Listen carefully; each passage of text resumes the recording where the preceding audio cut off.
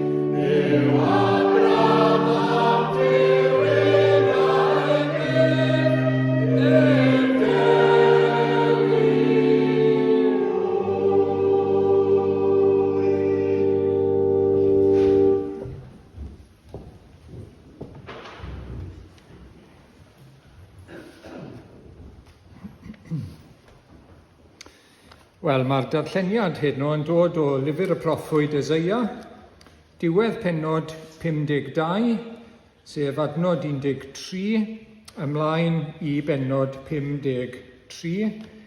Y darn cyfarwydd i ni, y gwas dioddefus.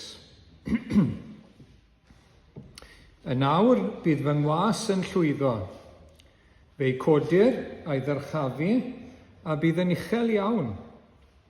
Ar y pryd, roedd llawer yn synnu ato. Roedd ei wedd yn rhy hagar i ddyn, a'i bryd yn hyllach na neb dynol.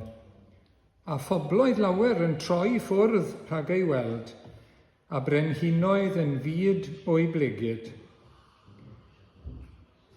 Ond byddant yn gweld peth nas eglurwyd iddynt, ac yn deall yr hyn na chlywsant amdano. Pwy a gredai'r hyn a glywsom, I bwy y datguddiwyd braich yr arglwydd. Fe dyfodd o'i blaen fel blagurin ac fel gwreiddyn mewn tir sych. Nid oedd na ffryd na thegwch iddo, na harddwch i'w hoffi wrth i ni ei weld. Roedd wedi ei ddirmygu a'i wrthod gan eraill, yn ŵr clwyfedig, cyfarwydd a dolir. Roeddem fel pencuddion hwynebau oddi wrtho, yn ei ddirmygu ac yn ei anwybyddu. Eto, ein dolir ni a gymerodd, a'n gwaeledd ni a ddygodd. A'n unain ei gyfri wedi ei glwyfo a'i daro gan Dduw a'i ddarostwm. Ond archollwyd ef am ein troseddau ni, a'i ddryllio am ein camweddau ni.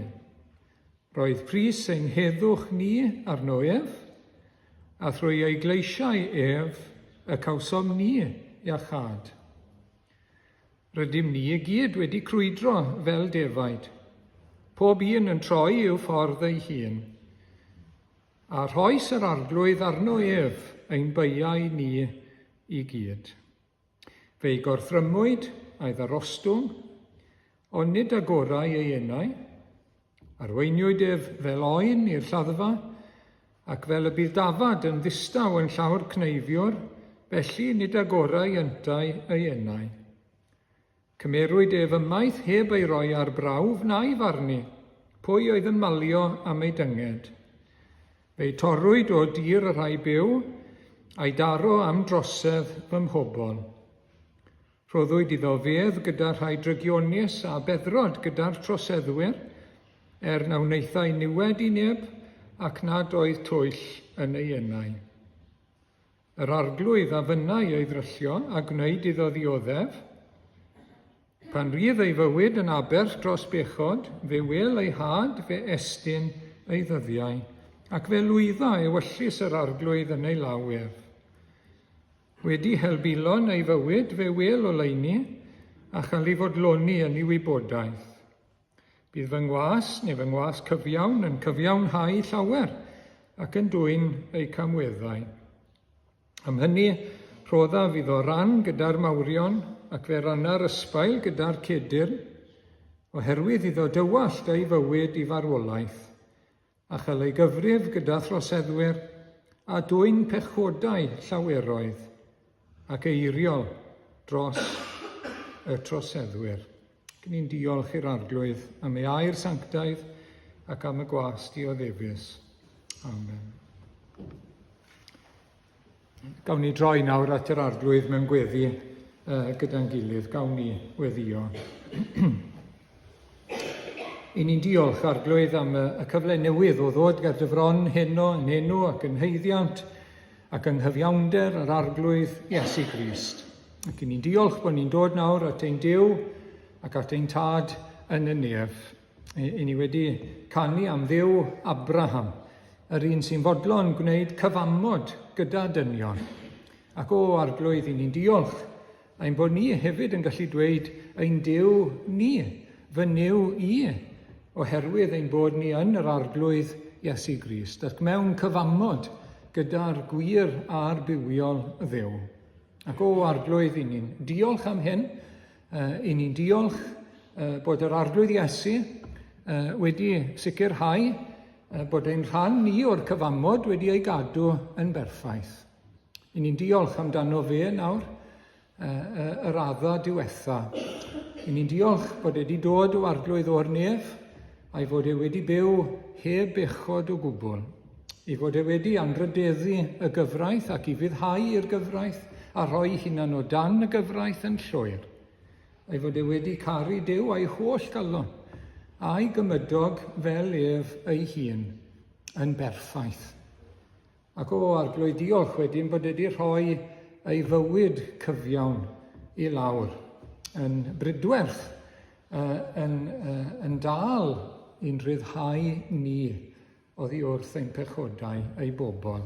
O arglwydd i ni'n diolch am yr efengyl, diolch o Dduw ein tad, y Duw y tad y fod ti'n fodlon anfon dy unig anedig fab, mab dy fynwes, dy fab annwyl roedd e yn ei garu, fod ti'n fodlon ei anfon i'r byd, i ddod i blith dynion pechadurus, i ddod i'r byd syrthiedig yma, fel mae e heddi. I ni'n ofni pa fath o fyd yw e, a i ni'n bechaduriaid. Ond oedd e wedi dod i fyd fel hyn, ac wedi byw heb bechod, ac wedi rhoi ei hunan. O, i ni'n diolch. Diolch bod wedi dod o'i fodd, fel glywson ni y bore yma. Diolch bod Dyw y Tad yn fodlon anfon, bod Dyw y Mab yn fodlon dod, yn fodlon dioddau, yn rhoi ei hun, yn mynd fel oen i'r lladdfa, nid dan brotest o gwbl, ond yn mynd ac yn rhoi ei hunan o'i wirfodd dros bechadur fel my fi, dros droseddwyr fel ni. Bod wedi eiriol droseddwyr ar y groes, wrth gwrs, bod wedi sefyll yn ein lle ni ar y groes, bod wedi cymryd condemniad a melltith ein pechod ni arno fe ei hunan. A thrwy ei gleisiau, ein bod ni wedi cael iachad. O, arglwydd i ni'n gweddio heno am weinidogaeth yr ysbryd glân. Yr ysbryd fel glywson ni bore yma sydd yn dod â ffrwyth gwaith Iesu Grist i'n calonnau ni. Ac o arglwydd heno, wrth i ni gael ein atgoffa am rhyfeddod dy gariad tuag ato ni, rhyfeddod y groes, rhyfeddod y taliad, a dy fod ti o Dduw y Tad wedi rhoi condemniad ein pechod ni ar dy fab dy hun. I ni'n gweddio am weinidogaeth yr ysbryd glân, i dywallt dy gariad i yn ein calonnau ni arglwydd. Nes bod ni'n cael ein llenwi ac yn gorlifo o arglwydd. Ac wedyn fel bod ni o arglwydd ag awydd mawr i garu yr arglwydd ein Duw a'n holl galon, a'n holl enaid, a'n holl feddwl ac a'n holl nerth. O arglwydd, i ni'n gorfod cyffesu ger dy fron bod ni'n methu.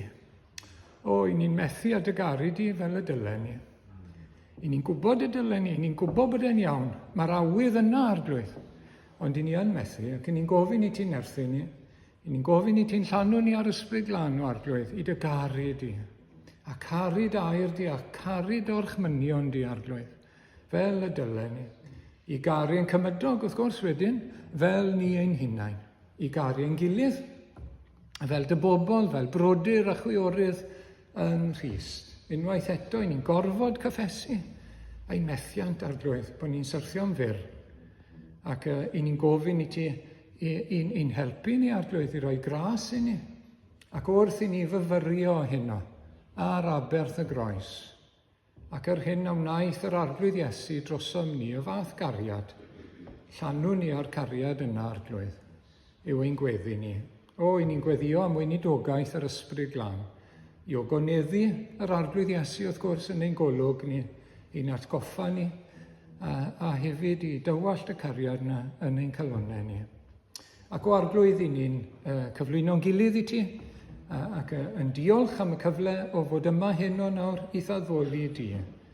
I ni'n diolch bod yr arglwydd Iesu wedi talu'r pris yn llawn dros ein pechod ac wedi atgyfodi y trydydd dydd. Diolch arglwydd am arwydd o cad yr atgyfodiad, wedi atgyfodi i'n cyfiawnhau ni, wedi ei draddodi dros ein pechodau ni, ond dyw e ddim ar y groes heddi, dyw e ddim yn y bedd heddi. Wedi ei godi. Mae'r ddyled wedi ei thalu ac uffern wedi ei meiddi. Gorffennwyd iachawdwriaeth dyn, mae'r cwbl yn barod i ni yn yr arglwydd Iesu Grist. Diolch ei fod e nawr yn eiriol trosom ni yn y nef, fel arch o ffeiriad. O, diolch bod ein henwe ni ar ei fronau o arglwydd, fel yr arch o ffeiriad slawer dydd. Bod e'n cario'n henwe ni wrth i galon ac ar ei sgwyddau fe. A'i fod yn cofio amdano ni.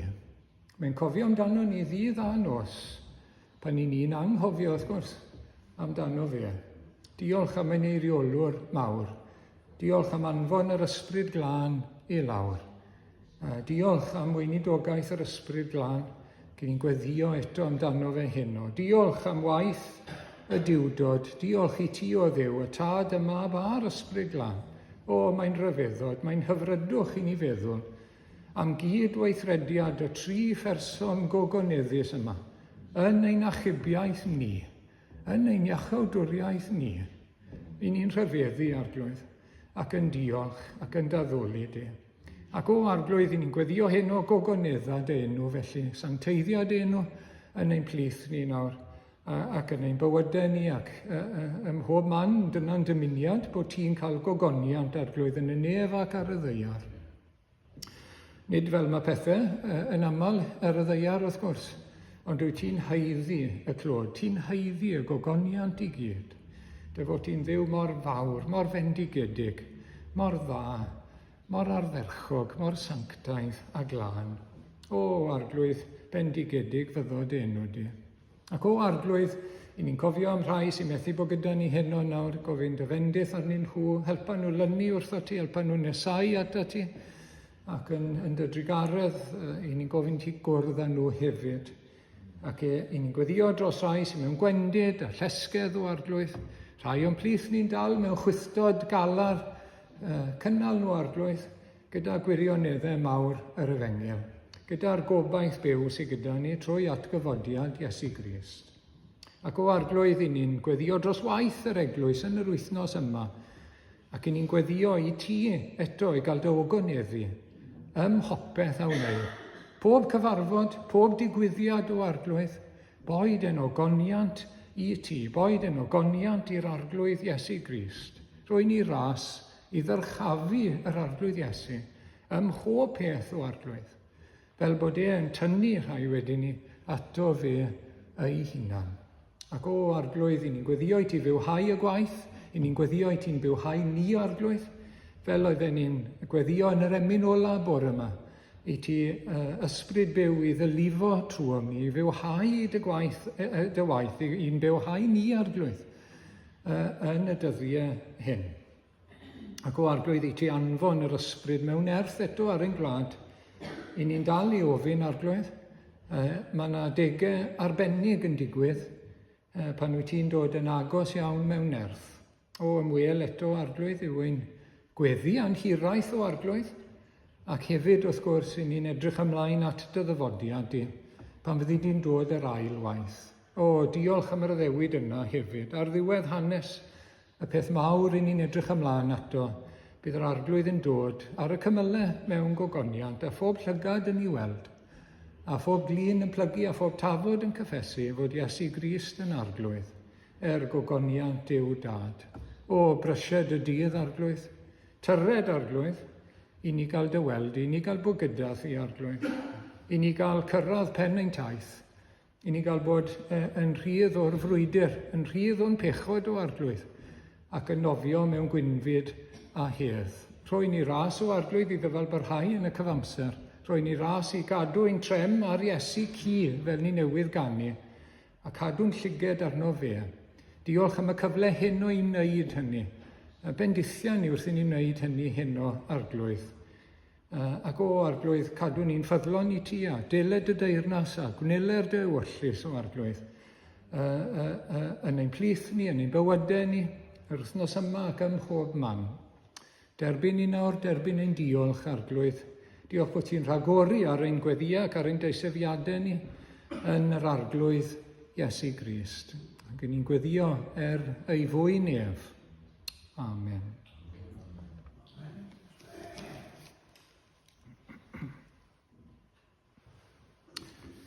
Wel, fe ddawn ni at yr ail emyn gyda'n gilydd nawr, a ddwynaf frenin, dynol a dwyfol un, rhyfeddod nef ei hun, yn ddyn ac yn dduw. Alleluia.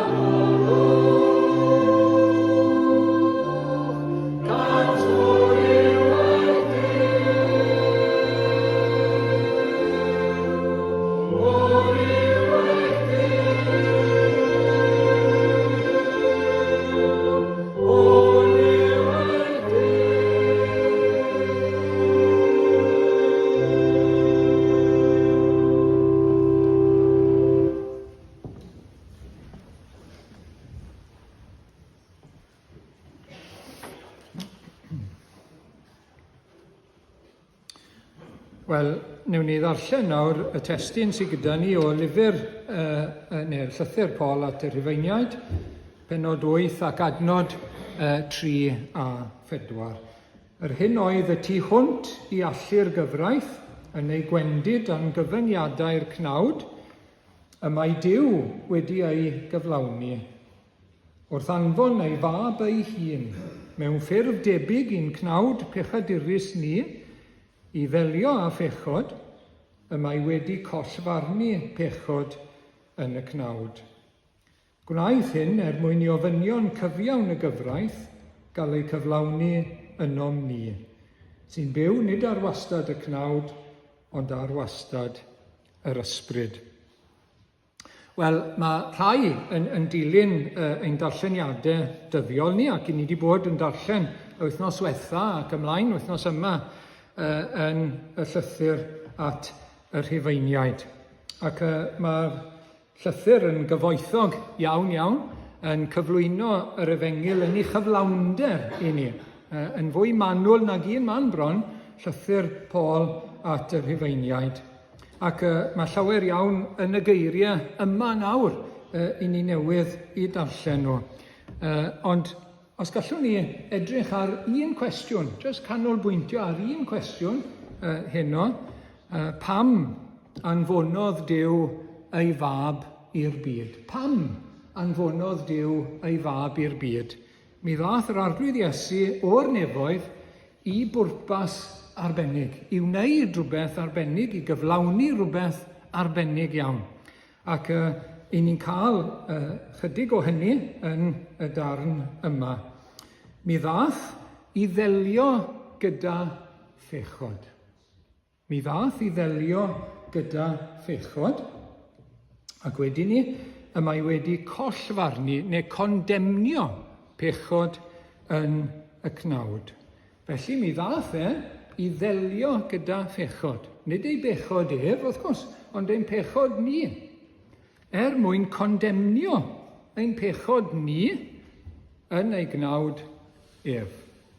Mwyn i ni gyflawni y gyfraith trwy yr ysbryd glân. Felly mae'r apostol, fel o'n i'n dweud nawr, wedi bod yn egluro yr Efengil yn fanwl iawn yn y llythyr at y Rhufeiniaid. Mae wedi dangos bod ni'n dod yn iawn gyda Duw trwy ffydd, trwy ymddiried yn yr arglwydd Iesu Grist. Ei fywyd cyfiawn, ei aberth yn ein lle ar y groes. Nid trwy bod ni yn llwyddo i ddod i ryw safon uchel o gadw y gyfraith, a bod yn ddigon da i gael ein derbyn gan Dduw. Nid dyna'r ffordd. A mae wedi dangos hynny yn glir iawn yn y penodau sydd wedi bod yn y llythyr at yr Rhufeiniaid. Mae pobl yn dal i feddwl heddiw, os fydda i'n gwneud fy ngorau, dwi'n gobeithio y bydd Duw yn fy nerbyn ni yn y diwedd. Gobeithio cael derbyniad, gobeithio cael dod i'r nefoedd yn y diwedd, os fydda i yn gwneud fy ngorau. Ac mae'r Efengil yn dweud, dyw ein gorau ni byth yn ddigon da. Dyw ein gorau ni byth yn ddigon da, oherwydd mae pechaduriaid ydyn ni. Bob un yn syrthio'n fyr o safonau Duw. Wrth i ni geisio gwneud ein gorau, i ni'n dal i gyflawni pechod. Dyna'n problem ni. A mwyaf i ni'n edrych ar gyfraith Duw, mwyaf i ni'n gweld bod ni'n methu, bod ni ddim yn dod at safon Duw. Ond mae Efengil Iesu Grist yn gallu gwneud beth dyw'r gyfraith ddim yn gallu wneud. Mae'r gyfraith yn gallu dangos i ni ein pechod yn glir, ond dyw e ddim yn gallu dweud wrthon ni sut i ddod o'n pechod, i gael maddeuant, sut i ddod yn iawn, sut i ddod yn rhydd o gondemniad ein pechod. Ond mae'r Efengil yn dweud wrthon ni, dyma'r ffordd, trwy yr arglwydd Iesu Grist. So, slaid cynta yn dod i fyny. Falle bydd rai yn gwybod beth yw e, rhan fwyaf ni'n gwybod beth yw e, os ych chi ddim wedi defnyddio fe hyd yn oed. Spirit level. Okay? Spirit level. Ac os nad yw'r bybl yn y canol, dyw beth bynnag i chi'n trial asesu, os di'n wal neu beth bynnag, dyw e ddim yn wastad, dyw e ddim yn lefel. Iawn? A mae'n beth handi iawn, y spirit level. Mae'n dweud wrthoch chi, ydy'r wal yn lefel, neu ydy e ddim. A mae hwnna'n dweud wrthoch chi nawr, beth bynnag sydd o dan hwnna, dyw e ddim yn lefel. Ond, dydy'r spirit level ddim yn gallu sythu'r wal i chi. Neiff e weid wrthoch chi os yw e'n lefel neu beidio, ond neiff e ddim eich helpu chi i roi e'n lefel to. Mae rhaid i chi feddwl wedyn, reit, mae rhywbeth yn bod fan hyn, mae hwn mas ohoni. So mae rhaid i fi wneud rhywbeth i gael yn lefel. Nawr, mae cyfraith Duw fel y spirit level. Mae'r spirit level yn dda. Mae'n helpu ni, mae'n dangos i ni os yw rhywbeth yn gam. Mae cyfraith Duw yn dangos i ni beth yw ewyllus Duw, beth yw safon Duw. I ni garu Duw yn holl galon, i ni garu'n cymydog fel ni'n hunain. A mae hynny'n dda, wrth gwrs. Ac i ni'n gwybod yn syth, os i ni'n gwneud rhywbeth, mae'r gyfraith yn dweud ni beidio gwneud. Wel, mae'r bybl, dyw e ddim yn y canol. Di ni ddim yn iawn. A dyna mae'r gyfraith yn dweud wrtho ni. Mae'n dweud wrtho i beidio lladrata, i beidio dwyn, i beidio dweud celwydd, i beidio chwennych. Gyda trachwant, cyfet, beth sy'n gan rhywun arall. A wedyn, os dwi'n euog o hwnna, dyw'r bybl ddim yn y canol. Mae'r gyfraith yn dweud, dwi ti ddim yn iawn, dwi ti ddim yn iawn, wyt ti'n bechadur. Ond sut mae dod yn iawn? Dyw'r lefel ddim yn dweud wrthoch chi. Sdim yw sy'ch chi ddechrau iwso'r lefel i drio cael y wal yn straight. Byddwch chi di strwa'r lefel, os chi'n neud yna, chi'n pwysio fe, bwrw fe yn erbyn wal neu rhywbeth. Nid dyna beth yw ei waith. Mae rhaid chi gael rhywbeth arall i gael y wal yn fflat. Ac wrth gwrs, mae yr efengil, wrth gwrs, yn dod â ni fod yn iawn trwy Iesu Grist. Achos yn ei fywyd oedd y lefel a'r bybl yn y canol. Oedd e'n berffaith. Oedd e'n berffaith. Wedi cadw y gyfraith ym mhob ffordd, ac wedyn wedi rhoi ei fywyd pur lawr ar y groes, fel bod pob un sy'n credu ynddo fe yn cael maddeuant am ei bechod a dod yn iawn gyda Duw. Ac mae'r adnodau yma yn ein atgoffa ni, fel glywson ni chydig y bore yma, o waith Duw yn yr efengil. I ni'n clywed am Dduw y Tad. Mae wedi anfon ei fab ei hun. Mae'r Tad wedi anfon ei fab. A mae'r mab wedi dod. Mae wedi dod mewn cnawd. Mae wedi dod i'r ddeiar fel un ohono ni. Ond heb bechod, wrth gwrs. Mewn corff tebyg i'n corff ni, ond heb bechod. A mae wedi cael ei gondemnio yn y cnawd hwnnw, yn y corff hwnnw. Ac wedyn, i ni'n clywed am waith yr ysbryd. Gwnaeth hyn mwyn i ni gyflawni'r gyfraith yn erth yr ysbryd glân. Y Tad, y Mab, a'r ysbryd glân, ynghlwm wrth y gwaith o'n hachub ni. Ac i ni meddwl nawr am y Tad yn anfon felly. A'r arglwydd yn dod mewn cnawd fel ein cnawd ni. Pwrpas Iesu Grist yn dod mewn corff fel ein corff ni, oedd i gydymdeimlo gyda ni wrth gwrs, ac i ddioddau drosom ni. Dyna pam gafodd e gorff, i allu cydymdeimlo gyda ni, i'n cynrychioli ni yn llawn, ac i ddioddau yn y corff hwnnw. Mae hwnna'n ryfeddod. A mae'r Tad wedi anfon ei annwyl fab. Wedi bod yn fodlon ei anfon e. Mab ei fynwes, medde'r Beibl, ei anfon e i'r byd i gael ei gondemnio. Chi'n cofio y poster yma falle? Mae hwn yn mynd nôl i amser yr rhyfel pan oedd conscription yn dyfa. Pan oedd y neges yn dod, come on, mae eisiau i ddynion ifanc i fynd i ryfel. Dyna oedd neges y gwleidyddion. Dyna, yn y ryfel byd cyntaf, oedd neges rhai gweinidogion hefyd o'r pwlpit yn conscriptio. Ac llawer ddim yn sylweddoli beth oedd o'i blaen nhw. Beth oedd o'i blaen nhw. Ond beth i ni'n clywed yn yr Efengyl yw bod y tad yn rhoi ac yn anfon ei fab ei hun ac yn gwybod, wrth gwrs, beth oedd o'i flaen e.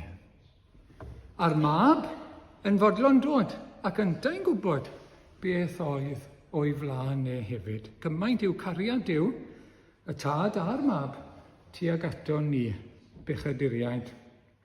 Ac wedyn, i chi'n cofio hanes Abraham ac Isaac, y prawf mawr, y test yma'n cael ei roi ar Abraham, wedi bod yn aros am fab, nes bod yn hen iawn, ac yn cael mab, ac yn annwyl ganddo fe. A Duw yn dweud, wyt ti'n fodlon i roi e nôl i fi nawr te? Ti'n fodlon i offrymu fe a'i aberthu fe a'i roi e nôl? Ac mi oedd e, yn fodlon wneud, credu gallai Duw i godi fe o farw, trystio Duw yn llwyr. O ddim angen, wrth gwrs. Ond mi oedd Duw, y tad, yn fodlon gwneud hynny. Yn fodlon rhoi ei annwyl fab. Ac i yn gweddio heno am weinidogaeth yr Ysbryd Glân, mae yna berygl o hyd, wy'n teimlo, i ni'n gwybod y gwirioneddau, llawer ohono ni'n gyfarwydd iawn ar gwirioneddau hyn, ond mae angen yr Ysbryd Glân i'n llanw ni a chariad Duw, rhyfeddod y peth o'r newydd o hyd, bod e'n fodlon. Mae nes ymlaen yn y bennod yma, Rhufeiniaid 8, doedd Duw ddim wedi arbed ei fab ei hun. Gafodd Abraham arbed ei fab. O ddim eisiau iddo fe gael ei aberthu, wrth gwrs. Prawf oedd e. Nath Duw ddim arbed ei fab ei hun. He did not spare his own son. Dim arbed e, ond ei roi e, ei draddodi fe. Dros rai fel ni. Chi a fi. Pechaduriaid, wrth gwrs. Troseddwyr, fel glywson ni yn y darlleniad. Dyma'r yfeddod cariad Duw yn yr Efengyl. Ac oedd e'n dod nawr te i bwrpas. A'r pwrpas i ddelio gyda phechod. Dyma pwrpas mawr, dyfodiad Iesu Grist, y tro cyntaf i'r byd, i ddelio gyda phechod. Dyw lot o bobl, wrth gwrs, ddim yn hoffi clywed am bechod. Mae chi siarad gormod am bechod, ddim yn cymryd e'n rhy serious, ddim eisiau mynd gormod mewn i'r peth. Dyma pam ddath Iesu Grist i'r byd. Diolch byth i ddelio gyda phechod. Mae phechod yn wenwyn, mae phechod yn rhywbeth erchyll, mae'n wrthryfel yn erbyn Duw, mae Duw yn ei gysau, mae'n gwahanu dyn a Duw. Y peth gweitha sy'n bod yw phechod. Mae unrhyw beth sy'n mynd â Duw a dyn bant o'i gilydd, y peth mwyaf peryglus allwch chi gael. Dylen ni byth chwarae gyda phechod, dylen ni byth cyfiawnhau phechod, dylen ni byth dablo gyda phechod, dylen fe fod yn elin penna i bob un ohonon. A gweddio am ras yw gasau a'i osgoi fel mae gair Duw yn dweud wrtho ni. Ond mae mab Duw wedi dod i ddelio gyda phechod. O, diolch byth. Diolch byth am hynny. Mae pechod yn gwahanu, mae'r arglwydd Iesu yn dod â ni at ein gilydd. Dod â Duw a dyn nôl at ei gilydd. Nid pechod fydd ar gair ola, ond yr arglwydd Iesu wrth gwrs. Dyma holl bwrpas ei ddyfodiad. Gawn ni weld yr adnod yma. Mae'r adnod yma yn sôn am Iesu Grist yn dod tro cyntaf ac yn dod yr ailwaith. Felly hefyd bydd Crist, ar ôl cael ei offrymu unwaith i ddwyn pechodau llawer, dyna'r dyfodiad cyntaf, chi'n gweld? Bydd e wedyn yn ymddangos yr ailwaith. Nid i ddelio â phechod yr ail waith. Mae hwnna wedi cael ei wneud y tro cyntaf. Ond iachawdwriaeth i'r rhai sydd yn disgwyl amdano. Mae'n gosod allan dyfodiad cyntaf Iesu Grist i ddelio gyda phechod. I symud pechod ei bobl fel bod Duw yn gallu gafel yndyn nhw, a'i hachub nhw a rhoi bywyd tragweddol iddyn nhw. Dyna pam ddath e, a dyna gyflawnodd e. Oedd e'n llwyddiant ysgubol, wrth gwrs. Dyna wnaeth e, wrth fyw heb bechod a marw dros ein pechodau ni. Ac wedyn ni, ni'n gweld bod cosp ein pechod ni, pechod ei bobl, a'r gosb yn cael ei roi arno fe. Neges fawr yr Efengil. Neges ganolog yr Efengil. Mae rhaid i ni ddeall hyn a credu hyn. Bod pechod dyn wedi cael ei roi arno fe. Cosp, ein heddwch ni arno fe. Dyna'n gobaith ni, wrth gwrs. Ac Zecharia 13, deffro gleddyf yn erbyn fy migael, ac yn erbyn y gŵr sydd yn fy ymyl, medd arglwydd y lluoedd. Taro'r bigael a gwasgerir y praidd. A mae Iesu Grist yn dyfynnu'r adnod yma, wrth gwrs, yn Efengil Mathew, cyn mynd i'r groes. Mae Duw y Tad yn siarad. Mae'r cleddyf yn mynd i ddeffro. Mae'r cleddyf yn mynd i ddihuno. Yn erbyn pwy? Yn erbyn y gŵr sydd yn fy ymyl i. Yn erbyn ei fab ei hun. Mae'r cleddyf yn mynd i ddeffro ac ymosod. Mae'r bigael yn mynd i gael ei daro. A'r praidd yn gwasgaru, fel digwyddodd i'r disgyblion, wrth gwrs. Ond oedd e'n rhoi feinioes dros y defaid, ac mewn amser fydden nhw gyd yn dod nôl, wrth gwrs, ac yn dod i mewn i'r gorlan ato fe. Darlleniad gawson ni heno yn Eseia 53, a ninnau'n ei gyfri wedi ei glwyfo, ei daro gan Dduw a'i ddarostwm. Ei daro gan Dduw, sylwch, y tad yn ei anfon, ei fab annwyl. A wedyn, adnodau 6 a 10, rhoes yr arglwydd arno ef ein beiau ni i gyd. Yr arglwydd a fynnau ei ddryllio a gwneud iddo ddioddef. Gallwch chi ddim mesur, allwch chi. Gallwch chi ddim plymio, gallwch chi ddim mynd i ben draw y fath gariad. Bod Duw y Tad wedi rhoi ei fab ei hun a'n beiau ni arno ef. Cosb ein heddwch ni arno ef. Gallwch chi ddim i fesur e. Mae'n rhy uchel, mae'n uwch, mae'n ddyfnach, mae'n lletach yn diwedd. Gyn ni'n gweddio am gael yn llorio a'n llenwi a'r cariad yma. 2 Corinthiaid 5, ni wybu Crist beth oedd pechu, ond gwnaeth Duw ef yn un a phechod drosom ni, fel yn gwneud ni yn un a chyfiawnder Duw ynddo ef. Gwnaeth Duw ef yn un a phechod. Chi'n deall? Dyma mae'r tad wedi wneud yn ei gariad rhyfeddol. Mae'n caru ei fab, annwyl. Trwy hyn, mae ei fab yn mynd i gael teyrnas fawr, wrth gwrs, mae'n mynd i ddod yn frenin. Ac eto mae wedi ei draddodi fe dros ei bobl mwyn hynny. Ac wedyn ni'n clywed yn llyfr yr Actau bod y rhai yma wedi dod at ei gilydd ymgasglodd Herod, Pontius Pilate, ynghyd â'r cenhedloedd a phobloedd Israel, i wneud yr holl bethau. Beth wnaethon nhw? Wel, rhoi Iesu Grist i farw, wrth gwrs, dyna beth wnaethon nhw. Ond dyma beth oedden nhw'n wneud, i wneud yr holl bethau y rhagluniodd dy law ath gyngor di iddynt ddod. Dim ond cyflawni beth oedd pwrpas Duw yn barod.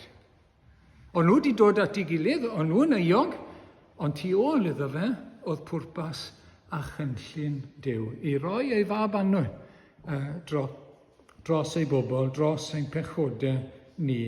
Wrth gwrs, beth oedd yn poeni'r arglwydd Iesu yn fwy na dim byd, oedd y cwpan digofaint y tad, o bai bosibl. Chi'n cofio, aid y cwpan hwn heibio. Cwpan digofaint y tad, ei dad. Y cariad oedd rhwngthyn nhw mor berffaith, wrth gwrs. ond yn cael ei gwahanu nawr am gyfnod ar y groes, y digofaint yma. Pan oedd e'n nwylo dynion, oedd e'n dawel. Oedd e'n mynd fel oen i'r lladdfa. Ond oedd meddwl am ddigofaint y tad yn arswyd iddo fe, wrth gwrs. A cael ei wahanu a phellhau oddi wrth y tad oherwydd ein pechod ni.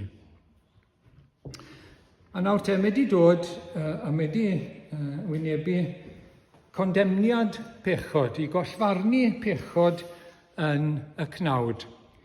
Felly, yn ei gnawd ef, mae'n pechod ni wedi cael ei gondemnio. Dyna beth mae hwnna'n feddwl. Dyna'r ryfeddod, wrth gwrs.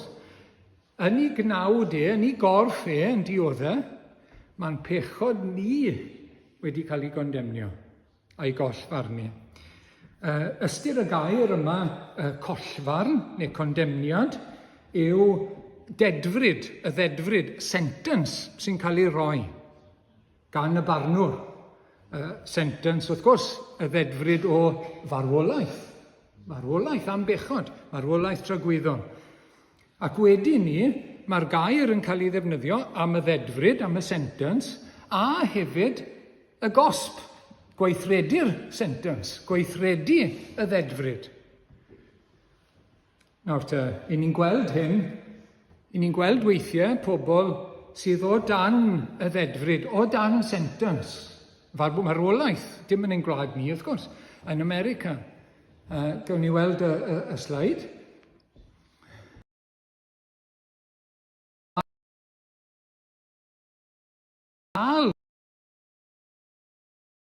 Wedi cael ei gyhoeddi. Marwolaeth. Ond ar hyn o bryd, tra bod nhw fanna, dwi ddim wedi cael ei weithredu. Ond wrth gwrs, mewn amser, os nag oes rhywbeth mawr yn digwydd, mi fydd e'n cael ei weithredu mwy na thebyg. Ac wedyn ni, i ni'n defnyddio'r gair mewn ffordd arall. A mae sleid arall yn dod lan nawr. Mae hwnna'n bach yn... Ti'n gallu chwyddo fe twtsh bach? Adeilad yw hwnna, a chi'n gallu gweld weithiau, diolch yn fawr, ar adeilad. Dyw e ddim yn saff, chi'n mi fod i fynd mewn i'r adeilad. Condemned. Mae dal yna, ond beth sy'n mynd i ddigwydd mwy na thebyg, mae'n mynd i gael ei dynnu lawr. Dyw e ddim yn saff, mae wedi cael ei gondemnio i gael ei dynnu lawr, chi'n gweld? Ac dyma, wrth gwrs, sydd yn digwydd, dyma yw canlyniad pechod. Mae'n dod â condemniad. Ac i ni, o ran natur, oherwydd ein pechod, o dan gondemniad. Pawb, o dan gondemniad pechod. Yn ei drigaredd, mae Duw yn dal yn ôl, wrth gwrs. Mae'n dal yn ôl. Dwi ddim yn gweithredu'n syth, mae'n dal yn ôl. Ac mae'r efengyl yn cael ei chyhoeddi i roi cyfle i bobl i edifarhau am ei pechod a dod yn rhydd o'r condemniad. Ond dyma ni y condemniad. A pan oedd Iesu Grist yn dod i'r byd mewn cnawd, oedd e eisoes mewn ffordd o dan y condemniad yna. Condemniad ein pechod ni. Wrth iddo fe wisgo cnawd hyd yn oed, oedd e dan y condemniad. Dyna oedd yn mynd i ddigwydd iddo fe mewn amser. Wel, dyma chi rai o'r pethau sy'n cael ei dweud yn y Beibl i brofi'r pwynt yma nawr, jyst i wneud e'n glir. Galatiaid 3:10, melltith ar bob un nad yw'n cadw at bob peth sy'n ysgrifenedig yn llyfr y gyfraith. Melltith, condemniad, cys. Dyna fe. Dyna pa mor serious, dyna pa mor ddifrifol yw pechod yng ngolwg Duw. Melltith, cys. Melltith Duw arno fe. Leviticus, diolch Geraint, Deuteronomium gyntaf, melltith ar unrhyw un a Dyw'n ategu holl eiriau'r gyfraith hon trwy ei cadw. Na fe? I ni di methu cadw nhw. Felly ni dan felltith. Leviticus, cadwch fy neddfau am cyfreithiau, oherwydd mae sawl sy'n ei cadw yn byw trwyddynt. Os ych chi'n cadw pob cyfraith yn berffaith, bywyd, mae'n amhosib wrth gwrs, mae'n amhosib. Ond os na, Genesis, herwydd y dydd y bwytau ohono, y gyfraith gyntaf, y ddeddf gyntaf ar oddwyd i beidio bwyta pren gwybodaeth da drwg. Os y ti'n bwyta, mi fyddi di farw. Sentence. Marwolaeth. Sentence of death. Am anwybyddu cyfraith Duw a torri cyfraith Duw. Deuteronomium 30, edrych yr wyf am roi'r dewis i ti heddiw rhwng bywyd a marwolaeth, daioni, drygioni, bendith a melltith. Melltith sydd yn dod o dorri cyfraith Duw. Melltith sydd yn dod. Ac i ni gyd wedi torri'r gyfraith. Effesiaid, yr oeddem wrth natur fel pawb arall yn gorwedd dan ddigofaint Duw. Ond i dan ddigofaint, dan gondemniad. Dyna beth yw cyflwr dyn yn ei natur. Dyna beth yw cyflwr unrhyw un. I ni'n dod ar eu traws nhw sydd heb Iesu Grist. Maen nhw dan gondemniad. Maen nhw dan felltith, fel oedden ni. Dyna pa mor bwysig yw rhannu'r efengyl, wrth gwrs, gyda dynion. Dyna pa mor bwysig yw rhannu'r newyddion da. Mae yna obaith iddyn nhw yn Iesu Grist i ddod yn rhydd o'r felltith yma. Ond mae pobl, ein brodyr falle, ein chwiorydd ni, ein perthnasau ni, ein cymdogion ni, maen nhw dan felltith, cofiwch, o dan gondemniad. Oherwydd maen nhw'n dal yn eu pechodau. Ni dim ond yn rhydd achos bod ni yn Iesu Grist. Ac yn ymddiried ynddo fe, trwy ei ras. Ond dyle fod concern dyn ni yn dyle dros y sawl sydd yn dal i fod dan gondemniad. Ac Deuteronomium, oherwydd y mae un a grogwyd ar bren dan felltith Duw. A dyma fe, y felltith yn dod nawr ar yr arglwydd Iesu. Wrth iddo gael ei roi ar y groes. Oedd e o dan y ddedfryd, oedd e o dan y sentence o'r dechrau. Unwaith gath e gorff. Ond nawr mae wedi digwydd ar groes Calfaria. Beth i ni'n cofio hyn o nawr yn y cymyn. Dyna fe, melltith y nef yn dod arno fe. Condemnio ein pechod ni yn ei gnawd ef. O'r fath waredwr sydd gyda ni. O'r fath brynwr sydd gyda ni. O'r fath ddiw sydd gyda ni. I drefnu rhywbeth fel hyn ar ein cyfer ni. Mae mor ryfedd. Fy mhechod i yw e. Fi sy'n gyfrifol. Fi sy'n aiog. A chi. Ond y condemniad arno fe. Ar ei gnawd e. Yr un fel oen di fai a di nam. Dyna ryfeddod yr efengyl. Dyna brofodd e, wrth gwrs, yn ei ras ac yn ei gariad drosom ni. Dyna'r efengyl, chi'n gweld. Dyna'r newyddion da o gariad a gras Duw yn yr efengyl. Ond mae yna un peth arall yn dilyn o'r te, yn adnod 4. Gwnaeth hyn, i ddelio gyda phechod, i gondemnio pechod, wrth gwrs. Ond beth yw'r canlyniad i ni nawr te? A ben y maddeiant a dod yn rhydd, gwnaeth hyn mwyn i ofynion cyfiawn y gyfraith gael ei cyflawni yno ni, sy'n byw nid ar wastad y cnawd, ond ar wastad yr ysbryd.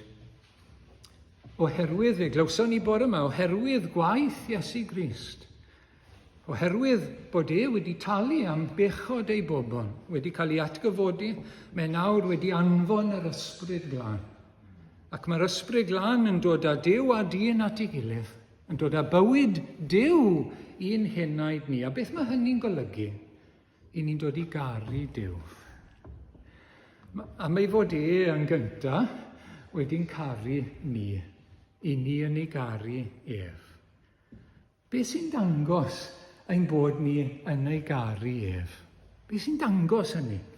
Ein bod ni yn cyflawni ei gyfraith ef, wrth gwrs.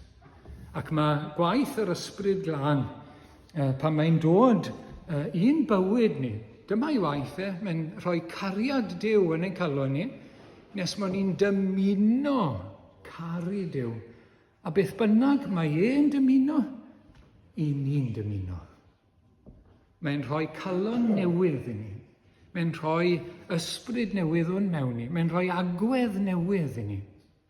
Dyma beth yw Cristion, person mae'r ysbryd glân wedi dod ac wedi ei newid yn llwyr.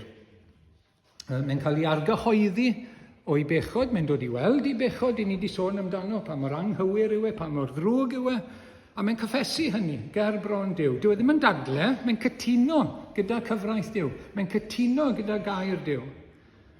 Ac mae'n ymddiried yn Iesu Grist. Mae'n dod i drystio yn yr arglwydd Iesu a beth mae e wedi wneud drosto fe.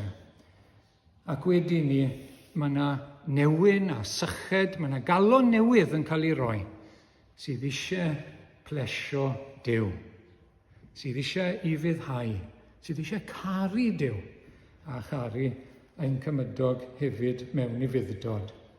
Yr ail adnod nawr o Rhufeiniaid pennod 8, oherwydd yng Nghrist Iesu y mae cyfraith yr ysbryd sy'n rhoi bywyd wedi dyryddhau o afael cyfraith pechod a marwolaeth. Dwi wedi sôn am hyn o'r blaen, ond mae werth sôn amdano fe eto.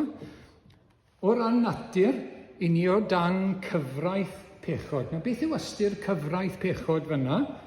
Nid cyfraith rheolau, ond cyfraith fel rheol natur, neu fel rheol physics. The law of physics, right? The law of gravity ydy un ohonyn nhw. Chi'n gyfarwydd â disgyrchiant, i ni gyd yn gyfarwydd ag achos i ni'n gaeth iddo fe. I ni'n cael ein tynnu i'r ddaear gan gravity. Okay? Dyna ddarlun o gyfraith pechod. Beth sydd yn ein natur ni yn ein tynnu ni lawr i bechod. Yna'r natur sydd gyda ni. I ni o dan gyfraith pechod. Fel gravity, yn ein tynnu ni lawr. Ond, yn Iesu Grist, mae yna gyfraith newydd yn gweithio yna ni. Cyfraith yr ysbryd yw e. So, sewn ni at y sleid. Beth sy'n digwydd pan ych chi'n mynd mewn awyren a chi'n mynd yn erbyn gravity? Mae grym, mae pŵer arbennig. A'r aerodynamics a popeth arall dwi ddim yn deall, yn yr awyren yn gallu codi fe. Yn erbyn gravity. I hedfan yn yr awyr. Am filltiroedd a milltiroedd. Mae'n rhyfedd yn dywe. I ni ddim yn gallu neud hynny'n hunain. Gallwn ni drial neidio lan a lawr fydd i neidio lan, ond lawr chi'n dod, wrth gwrs. Gravity, mae'n tynnu chi lawr. Ond mae yna nerth, mae yna bŵer arbennig fan hyn i godi'r aeroplan yma lan. A mae hwnna'n ddarlun o gyfraith yr ysbryd. Pan mae'r ysbryd glân yn dod i'n calon ni, mae yna nerth mawr yn dod i garu Duw, i fyddhau iddo fe, i gadw ei orchmynion yn hytrach na chyflawni pechod. Dyw e ddim yn berffaith, achos mae'r hen natur dal yna, mae yna frwydr. Ond mae'r natur newydd yn dod ac i ni'n cael nerth. A dyma beth yw pwrpas yr arglwydd ar ein cyfer ni. I ni gyflawni gofynion y gyfraith nawr yn nerth yr ysbryd glân. Siwt mae hynny yn bosib oherwydd beth nath Iesu Grist ar y groes. Ni'n diolch am gael ein atgoffa hynno o gariad Duw tuag ato ni. Cariad y tad yn anfon ei fab i gondemnio ein pechod ni yn ei gnawd ef. Y fath gariad, y fath ras, ac pwrpas wedyn ni i'n ryddhau ni wrth gwrs o gondemniad ac wedyn i ni gyflawni gofynion y gyfraith yn nerth yr ysbryd, nid yn ein nerth ein hunain. A hyn fyddo ein profiad ni mwyn i enw. Amen.